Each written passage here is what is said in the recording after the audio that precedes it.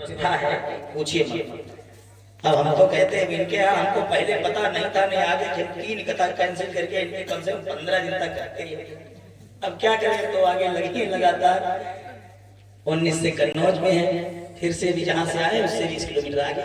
तो ये समस्या नहीं, तो अब इनके यहाँ तो हमको इतना अच्छा लगा, कम से कम 15 कटवे करते हैं 7 दिन में हम तुम खूब हंस बोल लेंगे सब लोग। अब आजीवन के लिए जुड़े रहे। जड़ चेतन जग जीव जत सकल राम मैं जान, बंद हूँ सबके पद कमल सदा जोर जुगपान। सभी को कोटि कोटि अभिनंदन है। समस्त आयतित वृंद सभी का आज तृतीय दिवस है भगवान की इस कथा का।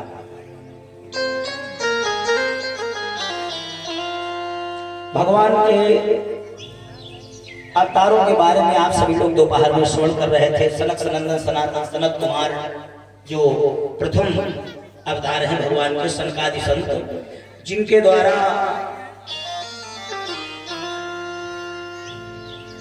जय और विजय को श्राप दिया गया। जो भगवान के गेट के ऊपर थे द्वारपाल, उनको श्राप दिया गया कि तुम 3 जन्म तक पृथ्वी पर निशाचर बन के रहो। अब किसी संत ब्राह्मण का अपमान मत करना। उनका पहला जन्म हिरणाक्ष हिरण्यकशिपु के रूप में हुआ। हिरणाक्ष को भगवान ने सूकर के रूप में मार दिया, 12 सूकर। दूसरा अवतार सत्यम विधातु निज भृत्य भाषितम व्याप्तिं च भूतेषु खिलेषु चात्मना अदृश्यता अद्भुत रूप मुदहन स्तंभे सभाया न मृगम न मानुषम। भगवान नरसिंह के रूप में हिरण्यकशिपु का वध करते हैं। दूसरा अवतार भगवान का किस लिए हुआ? ये जय विजय इनका दूसरा जन्म हुआ रावण और कुंभकर्ण के रूप में। तो भगवान को राम बनकर इनका वध करना पड़ा।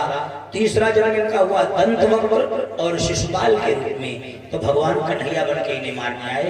इसलिए भगवान के पृथ्वी पर आने का कारण ये राजा परीक्षित जी के प्रश्न पर शुक्राचार्य जी ने सुनाया। फिर प्रश्न कर दिया, गुरु जी भक्ति कितने तरीके की होती? भक्ति कितने तरीके की होती और दुनिया में सबसे बड़ा श्रोता कौन और सबसे बड़ा वक्ता कौन? दोनों प्रश्नों का निवारण अभी होगा आपके। धीरे धीरे तालियों के साथ हम आप लोगों से गवाएं थोड़े, हम तो अकेले ही कहें, लेकिन इतना बढ़िया गाते हो, सच बताएं आप ताली वाली इतनी कमाल की बजाते हो, तो मन करता है इसी बहाने एक भजन तुम्हारे साथ हमारा भी जाए। फिर आप आराम से बैठो, हम अकेले जुटे रहेंगे सब लोग। सभी मस्ती से किस्मत वालों को मिलता है श्याम तेरा दरबार। किस्मत वालों को मिलता है श्याम तेरा दरबार।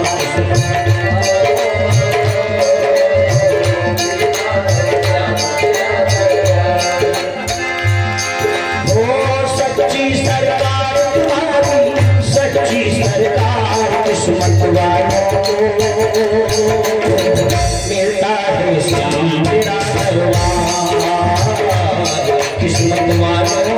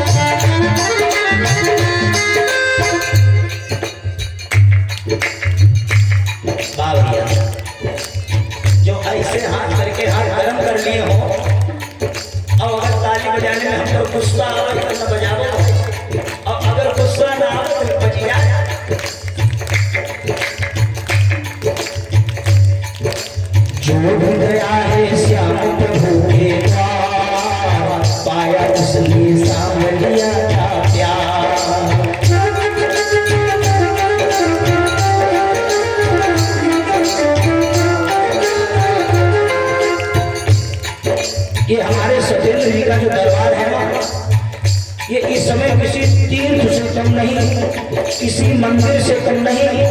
और यहाँ जिसकी हाजिरी लग गई समझ लिया आपने सब तीर्थ कर लिए, क्यों यहाँ आवाहन है, सब देवताओं का दैनिक पूजन होता है। जो भी गया है श्याम प्रभु के द्वार, पाया उसने सांवलिया का प्यार।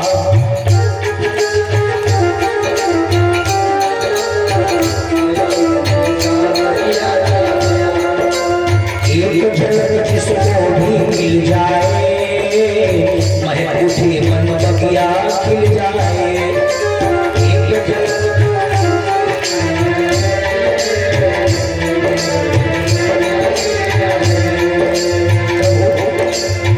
खाली झोली जो लाए, खाली झोली जो लाए, भरता भंडार किस्मत वालों को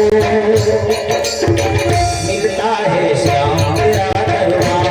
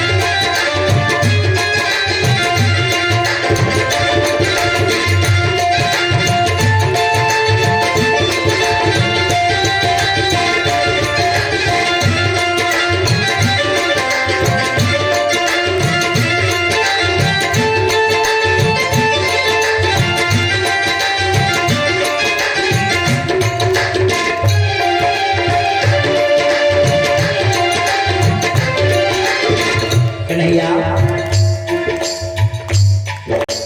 कलयुग में बस एक सहारा है, बंसी वाला श्याम हमारा है।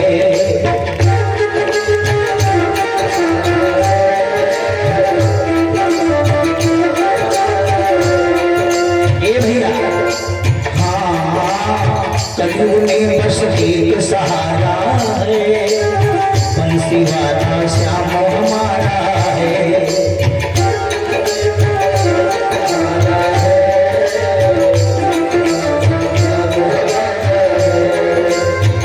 ऐसा ये देव दयालु,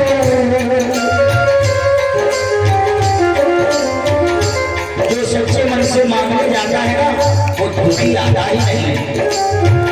ऐसा ये देव दयालु, ऐसा ये देव दयालु है, रखदातार किस्मत वालों को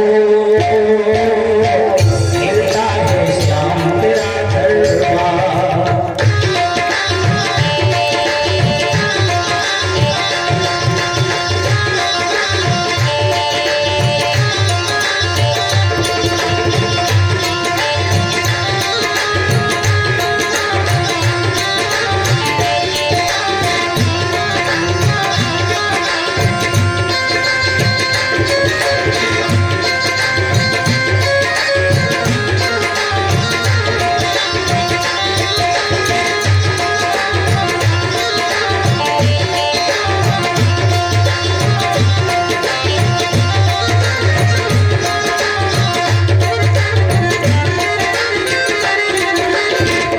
अंतिम लाइन एक नैया टुकड़े अपने इन्हें सुना जाओ। देखिए दुनिया में भटकने से कुछ होगा नहीं।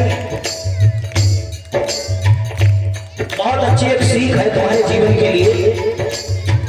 जब कोई समस्या लगे, ए माता बहनी भैया लोगों, जीवन में कोई टेंशन कोई समस्या आ जाए तो आप मालूम क्या करो, रहीमन निज मन की व्यथा, रहीमन निज मन की व्यथा मन ही रखिए कोई, मन में रखिए क्यों, अरे सुनिए ठिलई है लोग सब बांट ले है कोई।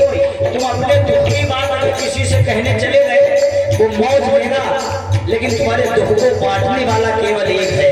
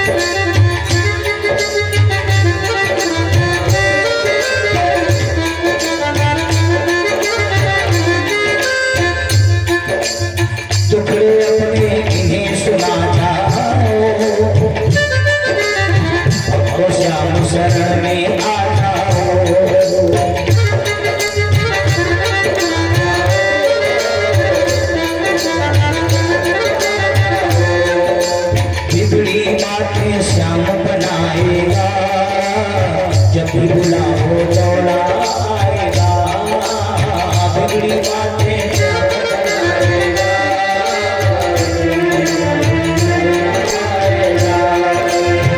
पल भर की देर करेना, पल भर की देर करेना, ऐसा दिलदार किस्मत वालों को मिलता है श्याम तेरा दरबार।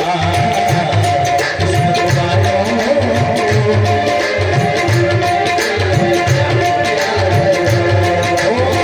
सच्ची सरकार तुम्हारी, सच्ची सरकार तुम्हारी, सच्ची सरकार किस्मत वालों को मिलता है श्याम तेरा दरबार। किस्मत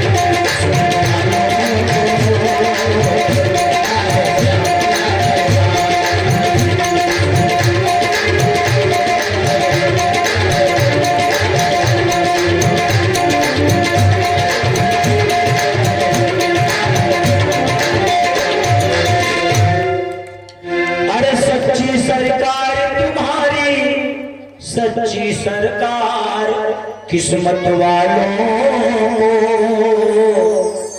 मिलता है श्याम तेरा दरबार। वाह भैया, ये भजन ही नहीं है, ये भक्त की भावना है। और देखो भाई, ये दरबार जो लगा है मिलता किस्मत वालों को है। अगर जिस पर भगवान की कृपा नहीं होगी, जेहि पर कृपा न करहि पुरारी, सो न पावन भगति हमारी। बिना उनकी कृपा के पंडाल से निकल जाओगे लेकिन सर झुकेगा नहीं, और जिस पर कृपा होगी वो इंतजार करेगा कि कितने टाइम हो जाए, समय हम जल्दी पंडाल पहुंचे। आइए, पूछा कि गुरुजी, सुखदेव भगवान ने कहा हाँ राजा साहब, हमें ये बताइए, पूछो क्या पूछना है। जवाब दिया, गुरुजी दुनिया में सबसे बड़ा श्रोता कौन और सबसे बड़ा वक्ता कौन, कथावाचक। तो सुखदेव बोले नंबर 1 वाला तो एक ही है। कौन? शिव।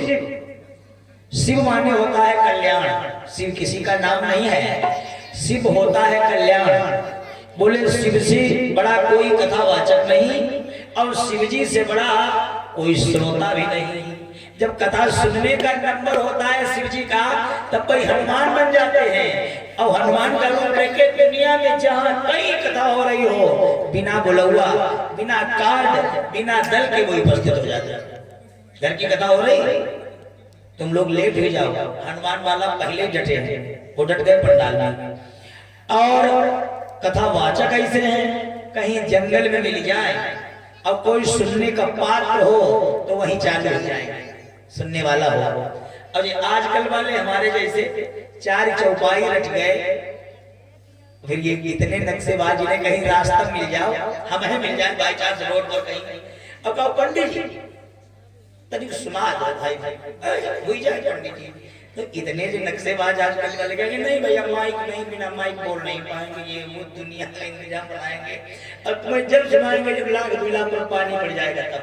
अब भोले बाबा करके कैसे कथावाचक हैं, जहां मिल गए चाचा, त्रेता का समय, भोले बाबा आ रहे हैं मस्ती से और उनकी पत्नी सती, भोले बाबा अपने आप हंसे। हाँ, सती ने कही अपने आप ही मुस्कुराई रहे, कोई बात जरूर है। भोले बाबा क्या हुआ? अरे भोले बाबा वाले कुछ नहीं, गुरुजी की याद आ गई। कौन गुरुजी? अरे भोले बाबा बोले मेरे गुरुजी राम जी, आज मेरा मन कर रहा है कि कहीं राम की कथा सुनने को मिल जाए तो आनंद आ जाए।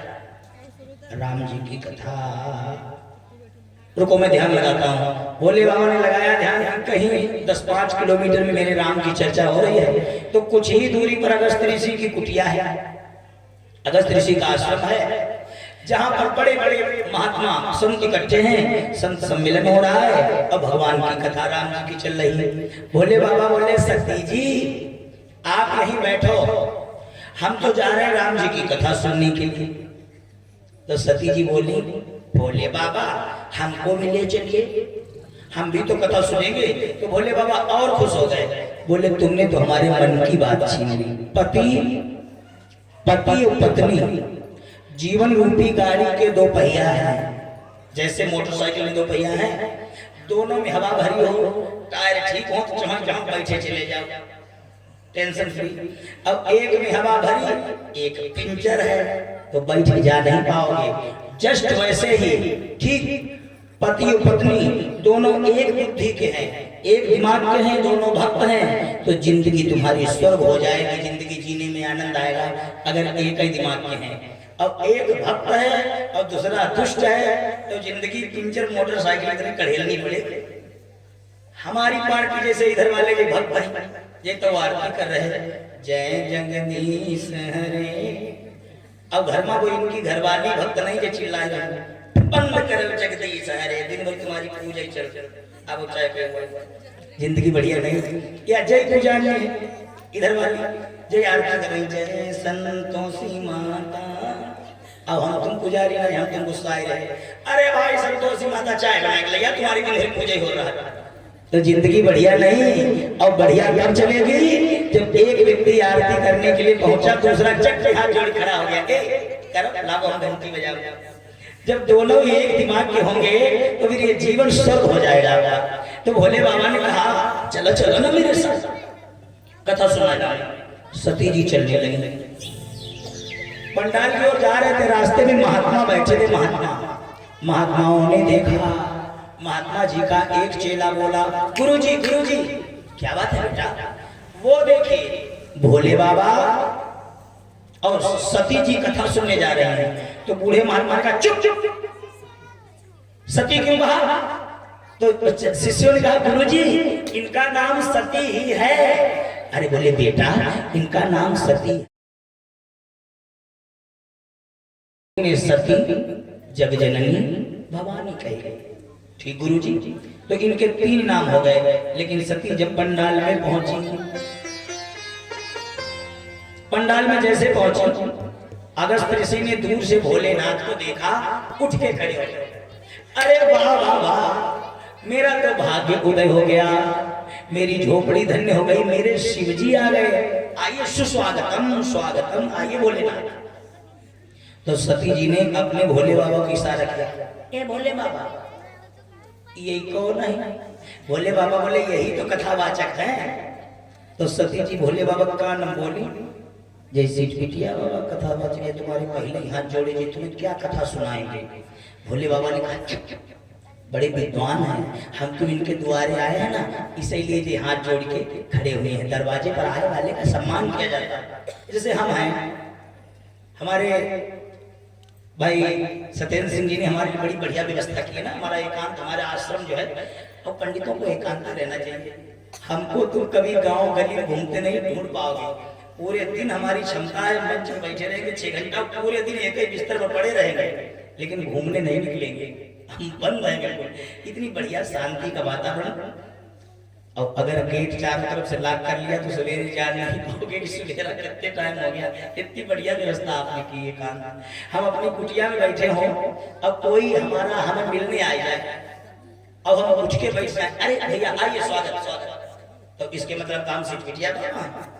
अब बताइए, हम अगर आपको सम्मान नहीं देंगे अपने से श्रेष्ठ बुजुर्गों को, तो हम इन बच्चों को मंच पर बैठ कैसे उपदेश कर पाएंगे कि बड़ों का आदर करो? तो सबसे पहले वक्ता का अपने अंदर, हम तो पूरी मुँह भरी तुमसे कहें नहीं नहीं पान मसाला बड़ा हानिकारक, कैसे मानोगे तुम? हम अपने आप जो कार्य नहीं कर रहे वो तुम्हें उपदेश देने का हमें अधिकार भी नहीं है भाई। पहले खुद को शुद्ध होना पड़ता है, फिर उपदेश किया जा सकता है।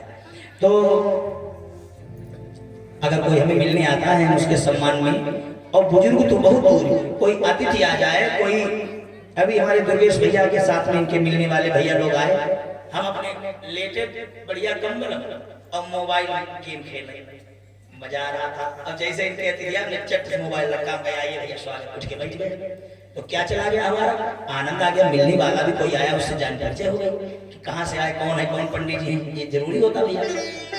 भोले बाबा ने सती को बहुत डांटा, चुप रहो, हम इनके यहाँ हैं, और वक्ता पर संशय नहीं किया जाता। और महात्मा जी आए, बोले बाबा आज हमारी कुटिया में कैसे आए हो? बोले कथा सुनने आए, हम कथा सुनेंगे। आसन डाल दिया। बोले बाबा किसकी कथा सुनोगे? बोले गुरु जी की राम कथा। हम तो अपने राम जी की कथा सुनेंगे। आगे भोले बाबा बैठे, सती जी बैठी और महात्मा बैठे। जब कथा चालू हुई तो पंडाल में बैठे सब हैं, लेकिन कथा सुनी सबने नहीं। यहाँ आना आसान है लेकिन सुनना आसान नहीं। रामायण की चौपाई देखो, राम कथा मुनि वर्ज बखानी। ए भैया, राम कथा मुनि वर्ज बखानी, राम कथा सुनी महेश।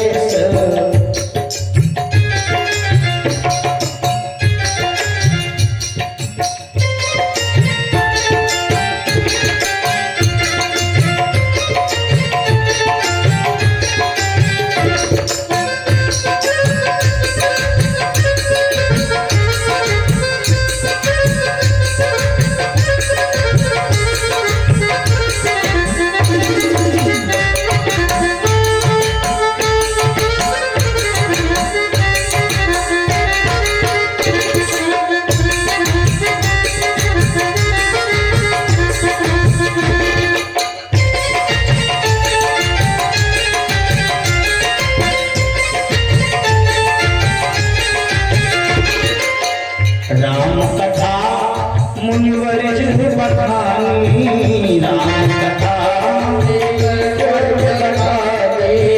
भैया सुनी महेश परम सुकुमार। सुनी महेश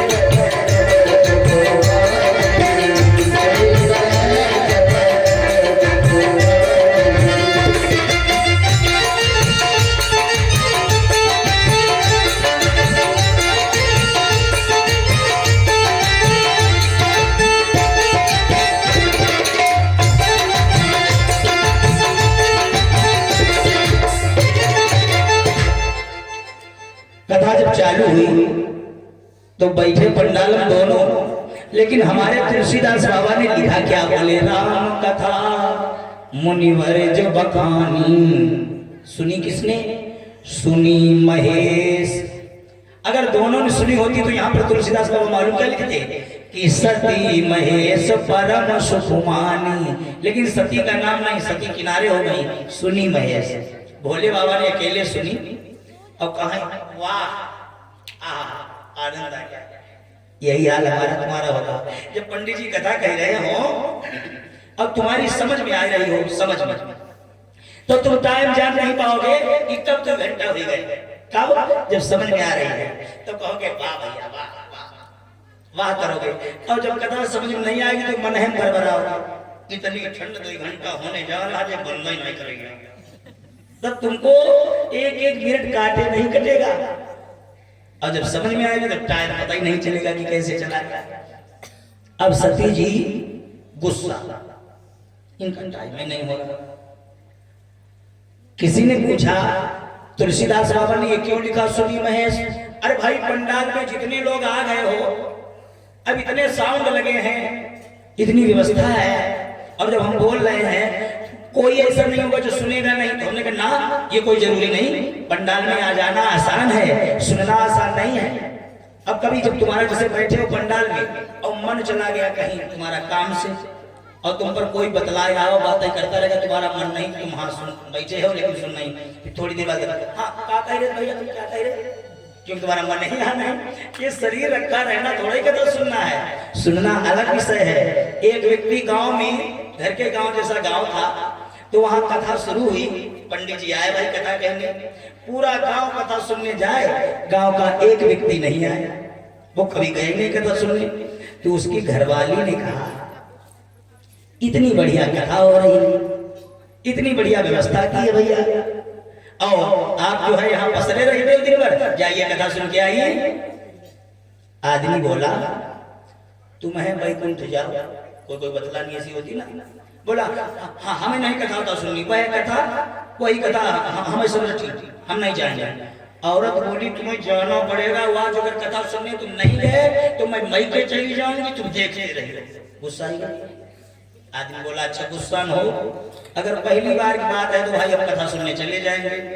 वो गांव का आदमी जिंदगी में पहली बार कथा पंडाल में आया, पहली बार। तो हम तुम बैठे थे गांव वाले, एक गांव का आदमी बोला पहली बार आए। तो गांव वालों ने कहा आए गए, आओ आओ आओ। तो इसने सोचा कि हमें लगा ये कथा है, आए गए आओ। ये बैठने लगा तो दूसरा आदमी बोला बैठोगे, बैठो बैठो। तो सोचा हमें लगा ये कथा है, आए गए आओ, बैठोगे बैठो। बैठा थोड़ी देर, 2 मिनट बाद उसके चलने लगा। तो तीसरा आदमी बोला जा ही रहे, जाओ। इसने सोचा, घर आया, पत्नी बोली बड़ी जल्दी लौटी आए। अरे बोले कथा आजकल है क्या, हमें पूरी रटी बड़ी बता सुनाई गई। और बोली सुनाओ सुनाओ। बोली आए गया बैठी हो बैठो, जा रहे जाओ, इतनी कथा। औरत बोली जाओ महाराज, भगवान की कृपा तुम पर नहीं, तुम कथा कहा जाना, चलो भोजन करो छत पर हो जाओ। गर्मी का सीजन ये छत पर पड़ा, गर्मी का सीजन छत पर पड़ा, टूटी चरपैया में बढ़िया सुरीली हवा चले। अब ये 3 ही बातें रटे कथा वाली, आएंगे आओ, बैठोगे बैठो, जाएंगे जाओ, आएंगे आओ। रटते रटते सो गया। जब सो गया तो रात के 1 बजे की पिछिती में 4 चोर चोरी करने आए। चोरों ने प्लान बनाया कि कहां पर सेंध कोर के अंदर घुसोगे। जैसे सेंध कोर ने प्लान बनाया और जो सो गया 1 बजे सोता नींद, जो कथा की पहली वाली बात बर्राना कहा। चोरों ने कहा मार डालेंगे, देख लिया उसने, कह रहा आ गया अब क्या करोगे। तो दूसरा चोर बोला चुपचाप बैठ जा। तो चारों चोर चुपचाप बैठ गए। जब बैठ गए तो 2 मिनट बाद जो फिर करवट लिया, कहा बैठो। चोरों ने कहा मार डालेंगे, बहुत कहा दिया आओ बैठो। अब क्या करें। एक चोर बोला जग रहा है, पहचान लिया, चुपचाप भाग चलो। चोर जैसे उठ के चलने लगे, तेरे जो तीसरी बात बढ़ रहा है वो कहा जब बढ़ रहा है कथा, तो कथा बढ़ रहा है सपने में। तो चारों चोरों ने सोचा हमें लग रहा है कि इन्हें विधिवत लिया है, देख सवेरे नमजदी रिपोर्ट करके जो भाई देगा, चलो माफी मांगो भैया, आज जिंदगी भर जो धंधा छोड़ो चोरी वाला। सवेरे 7 बजे जो सोई के ऊपर से उतरे, सीढ़ी पर उतर रहा था, तो चारों के द्वारे खड़े, माफ कर दीजिए, माफ कर। क्या हुआ क्या बताइए, क्या हुआ बताइए। सोता नींद रहा है, क्या हुआ। अरे बोले हुआ क्या, वो रात में आए थे ना चोरी करने, तुमने कहा आए गए आप। उसके धक्के से हुआ, मन में सोचा ये तो हम कथा कर रहे थे। हाँ फिर क्या हुआ। तो अपने चोर का बोले। फिर हमने सोचा चुपचाप बैठ जाए, हम बैठ गए, तुमने कहा बैठो। फिर एक धक्के से हुआ ये तो हम कथा कर रहे थे। हाँ इसके बाद क्या हुआ। बोले जब हम चल गए तुमने कहा जाए, आज से कान पकड़ते हैं, जीवन में चोरी नहीं करेंगे, कसम खा ली, आज से चोरी कभी नहीं करेंगे, हमें माफ कर दीजिए, रिपोर्ट मत करना। इसने कहा जाइए संकल्प लीजिए चोरी नहीं करेंगे। बोले नहीं करेंगे। ये चले आए चार। जब चले आए तो ये आदमी जो बिगड़ेल था, कभी कथा नहीं सुनता था, अकेले में इसने सोचा कि मैं जिंदगी में कभी कथा सुनने नहीं गया, मात्र 2 मिनट के लिए पंडाल में गया तो 4 बिगड़े आदमी सुधर गए। नंबर 1 फायदा कि 4 चोर सुधर गए 2 मिनट के सत्संग करने से। मेरी लाखों रुपए की चोरी बच गई 2 मिनट के सत्संग करने से। और जो लोग रात में इसी ठंड में 2-2 घंटे बैठ के सुनते हैं, जब 2 मिनट में मुझे इतना लाभ हुआ तो 2 घंटे सुनने वाले को कितना लाभ होता होगा। और इसके ऊपर भगवान का ऐसा रंग चढ़ा कि 20 किलोमीटर तक पैदल सुनने जाने लगा। तो भैया भगवान के दरबार में आपकी जो हाजिरी लगी है ये व्यर्थ जाएगी नहीं, मैं गारंटी लेता हूं।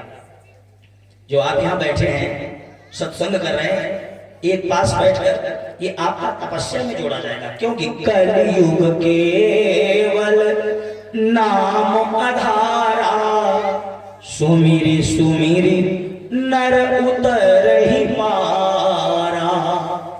ये जो है आपकी तपस्या है, साधना है, और ऐसी दिव्य गंगा मैया बह रही है हमारे नगमा गांव में भैया, हमारे सत्येंद्र सिंह के माध्यम से।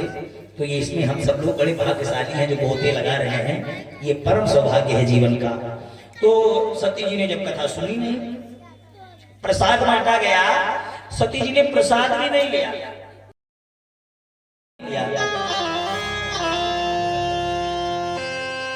मुनिसन पिता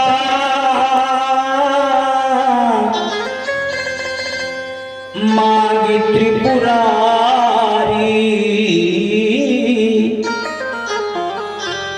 और चले भवन संग दक्ष कुमारी। भैया उसी रास्ते से वापस आया जिससे गए थे। महात्मा लोग बैठे थे, महात्मा जी का चेला वही बोला, गुरुजी वो देखिए भोले बाबा सती जगजननी भवानी जा रही है। तो बूढ़े महात्मा ने कहा चुप, जगजननी भवानी क्यों कहा, क्यों जगजननी भवानी कहा? तो चेला रोने लगा, गुरुजी अभी जब ये कथा सुनने जा रही थी तो मैंने सती कहा था, आपने मुझे तब भी डांटा था कि सती क्यों कहा, जगजननी भवानी कहो। अब गुरुजी मैंने जब जगजननी भवानी कहा आप अब भी डांट रहे हो, अब क्यों? तो गुरुजी ने कहा बेटा तब ये कथा सुनने जा रही थी तो इनकी वैल्यू हमने बढ़ा दी थी, और अब ये पंडाल में जाने के बाद भी कथा की बेइज्जती करके आए रहे हैं। इन्होंने कथा सुनी नहीं, मन नहीं लगाया, तो इनकी जो वैल्यू थी वो सती छीन लो नाम, जगजननी भवानी इनके नाम छीन लो। अब इन नामों को छीनने के बाद भी इनके बाप की भी बदनामी हो गई। बोले चले भवन संग दक्ष कुमारी, कितनी बड़ी इनकी हानि है। जाते समय सती जगजननी भवानी, सुन रही हो माता लोग, जाते समय कितनी वैल्यू बढ़ी, संग सती जगजननी भवानी, अब वैल्यू ही नहीं बढ़ी। बोले पूजे ऋषि अखिलेश्वर ज्ञानी, महात्माओं ने पूजा करी, फूल बरसाए, और वही सती जब कथा न सुन के अपमान करके वापस आई तब महात्माओं ने क्या कहा, मुनिसन विदा मांगी त्रिपुरारी, चले भवन संग दक्ष कुमारी। ये नाता सती ने जगजननी भवानी ये घमंडी दक्ष की बिटियां हैं कि उन पंडाल में जाने पर भी कथा नहीं सुनी, इनकी वैल्यू छीन ली।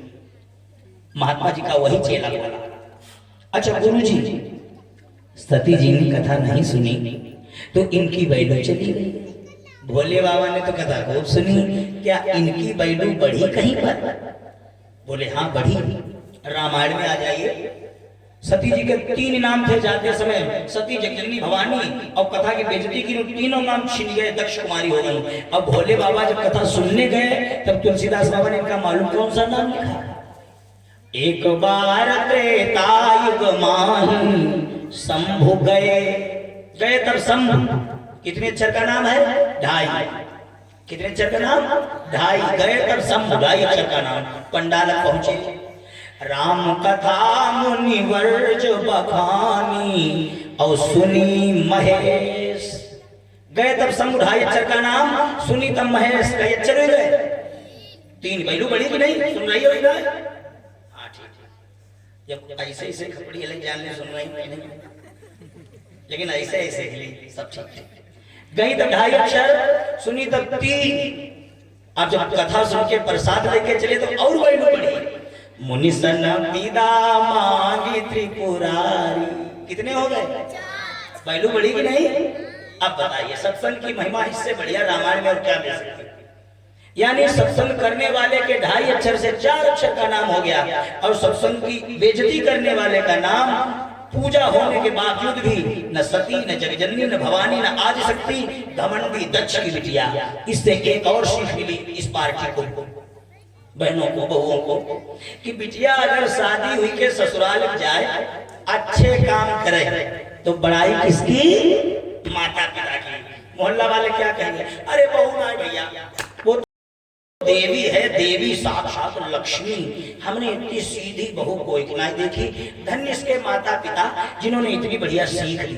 वैल्यू किसकी बड़ी? हमारी लोगों की, बाम महतारी। और बिटियां जाते जाते इतनी धरती, आज सास संग झड़ा का, कल मन संग झड़ा का, आज छत पर पड़ोसी संग अर्र मचाए। तो मोहल्ला वाले मालूम का कहा, बहुत दुष्ट है, नंगी चाहे महतारी चाहे बाप तो 300 इतना करते। किसने बदनामी की? मतलब गलती बहनों की और बेइज्जती बेचारे बाप महतारी की। कथा सती ने नहीं सुनी और बदनामी किसकी हो गई? सती जी की। देखिए कितनी बढ़िया, यानी गलती सती की और बदनामी बाप की। चलिए भगवान सब दर्शन मारी। अब जो आदमी कथा सुनेगा नहीं वो भगवान के बारे में जानेंगे क्या? तो सती जी आगे आगे, भोले बाबा पीछे पीछे, सती जी पंडाल से जा रहे हैं। रास्ते में एक कहानी सुनी। प्रभु गंगा पार हो चुके हैं और दशरथ मरण हो चुका है। सुग्रीव मित्रता हुई न थी पर सीता हरण हो चुका है। भोले बाबा सती जी पंडाल से जाए, उसी रास्ते में भगवान राम भैया लक्ष्मण एक नाटक कर रहे हैं, सीता चोरी वाला। गाँव वालों, सीता चोरी वाली तो पूरी पूरी नाटक ही है, पूरी कहानी नाटक ही है। सीता जी की चोरी हुई ही नहीं। रामायण पढ़ते हो आप लोग तो जानते हो, रामायण में लिखा कि नहीं सीता की चोरी नहीं हुई। पूछो कैसे? सीता जी ने जंगल में कहा राम जी से वन में, स्वामी जी क्या बात है देवी जी, बताइए हम लोग वन क्यों आए हैं? भगवान राम ने कहा बताइए सीता मैं जंगल में वन में क्यों आया हूँ 14 वर्ष के लिए? सीता जी बोली मुझे मालूम है प्रभु क्यों आए हो, तो बताइए ना। आप आए हैं बोले निश्चरहीन करऊं मही भुज उठाई प्रण कीन, सकल मुनिन के आश्रमहि जाई जाई सुख दीन। महाराज आप पृथ्वी से निशाचरों का विनाश कर देंगे ऐसा प्रण है आपका, इसलिए पृथ्वी से निशाचरों का नाश करने आए हो। अब सुनो प्रभु, अगर आप वन में ना आते, सीता जी ने कहा, तो क्या निशाचर चल के तुम्हारे पास घर ही जाते कि राम अब हमारा नंबर हमें निपटा दो? कोई चल के आता? भगवान बोले सीता तुम तो सब जानती हो मैं क्यों आया हूँ।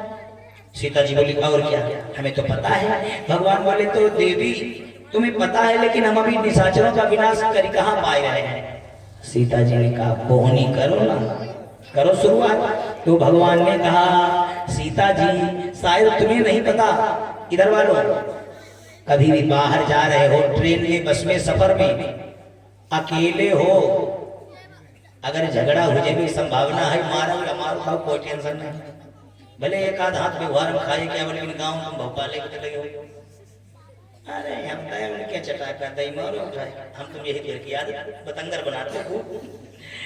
और घरवाली अगर संग में है, पत्नी साथ में है, अब आपको लगे कि झगड़ा हो जाने की संभावना, तो उसको मामला बोल करो। जब धर्म पत्नी साथ में तो झगड़ा नहीं किया जाता। भगवान राम ने कहा जानकी आप साथ में हो और हम यहाँ निशाचरों का विनाश से झगड़ा हम भैया नहीं करेंगे। हम कहा